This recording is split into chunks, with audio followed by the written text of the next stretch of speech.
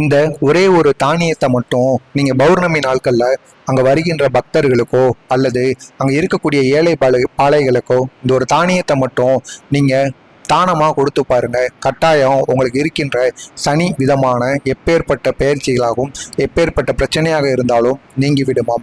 அது ஏழரை சனியோ அல்லது சென்ம சனியோ அதனின் தாக்கமானது முற்றிலும் குறைந்து விடுமாம். இதுவும் உங்களுக்கு தெரிய தொடங்குமாம். எனவே நீங்கள் தவறாமல் எப்பொழுதெல்லாம் பௌர்ணமி வருகிறதோ அப்பொழுதெல்லாம் பௌர்ணமி நாளில் அருகில் இருக்கக்கூடிய முருகன் கோவிலோ சிவன் கோவிலோ அம்மன் கோவிலோ எதுவாக இருந்தாலும் அங்கு சென்று அங்கு உள்ள பூஜையில் கலந்து கொண்டு அங்கு வருகின்ற பக்தர்களுக்கு நீங்கள் இந்த தானத்தை அளிப்பதனால் அவருடைய மனதும் குளிர்ச்சி அடையுமாம். அது மட்டுமல்லாமல் உங்களுடைய மனதும் குளிர்ச்சி அடைந்து உங்களுக்கு இருக்கும் கஷ்டங்கள் நஷ்டங்கள் அனைத்துமே நீங்கிவிடுமாம். அவ்வளவு சக்தி இந்த பௌர்ணமி நாளில் இருக்கின்றதாம்.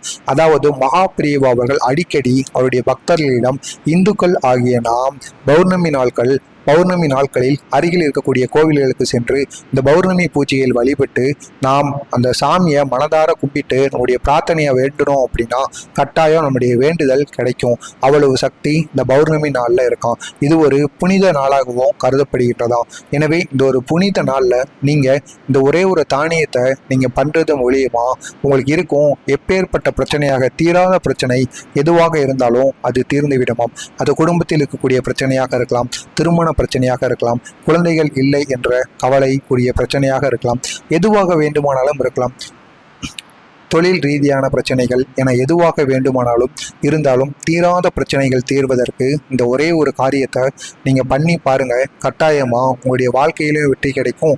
நீங்கள் நினைத்து பார்க்க முடியாத அளவுக்கு நீங்கள் ஒரு உயரத்தை அடையவும் வாய்ப்பு அதிகமாகவே இருக்கின்றது. அப்படி நீங்கள் கோவிலுக்கு வருகின்ற பக்தர்களுக்கு முதல்ல என்ன பண்ணணும்னா உங்களால் முடிந்த அளவுக்கு அன்னதானம் பண்ணுங்க. அது தயிர் சாதமோ தேங்காய் சாதமோ லெமன் சாதமோ ஏதாவது ஒரு சாதத்தை சிறிதளவு பண்ணி அதை வருகின்ற பக்தர்களுக்கு ஒரு கை அளவுக்காவது நீங்கள் பிரசாதம் போல கொடுக்கணும். இப்படி நீங்கள் பண்ணினீங்கன்னா அங்கே வர பக்தர்களோட வயிறும் நிறையும். அது மட்டும் இல்லாமல் உங்களுடைய மனதும் குளிர்ந்து உங்களுடைய கஷ்டங்கள் நஷ்டங்கள் முன்னோர்கள் செய்த தவறுகள் என அனைத்திற்குமே ஒரு பலனானது கிடைத்து விடுமாம். இரண்டாவதாக நீங்கள் முக்கியமாக பண்ண வேண்டிய அந்த ஒரு தானியத்தை தானம் பண்ணணும்னு கூறினேன் அல்லவா, அது என்ன தானியன்னு பார்த்தோம் அப்படின்னா கேழ்வரகு இருக்கு அல்லவா, அந்த கேழ்வரகை நீங்கள் தானம் பண்ணணுமா. கேழ்வரகையும் பச்சரிசியையும் அங்கே இருக்கக்கூடிய ஏழை பாலைகளுக்கு நீங்கள் தானம் பண்ணணுமா. கோவிலுக்கு வெளியே இருக்கக்கூடிய ஏழைகளுக்கோ அல்லது ரோட்டோரங்களில் இருக்கக்கூடிய ஏழைகளுக்காவது நீங்கள் இந்த தானத்தை மட்டும் பண்ணுங்க. கட்டாயம் உங்களுக்கு வெற்றி கிடைக்கும். கேழ்வரகு பச்சரிசி இதை ரெண்டில் எது வேணாலும் பண்ணலாம்.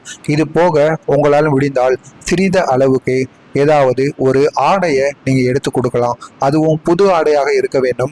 நீங்கள் பயன்படுத்தின ஆடையை கொடுத்தீர்கள் என்றால் அதனால் உங்களுக்கு தான் தேவையில்லாத பிரச்சனையானது ஏற்படுமாம். எனவே முடிந்தால் வருடத்திற்கு ஒரு முறையாவது பௌர்ணமி நாளில் ஏழை பாலைகளுக்கு உங்களால் முடிந்த ஏதாவது ஆடைகளை நீங்கள் தானமாக கொடுத்து பாருங்கள். கட்டாயம் உங்களுக்கு வெற்றியானது கிடைக்குமாம். அவ்வளவு சக்தி இந்த ஒரு செயலில் இருக்கின்றது.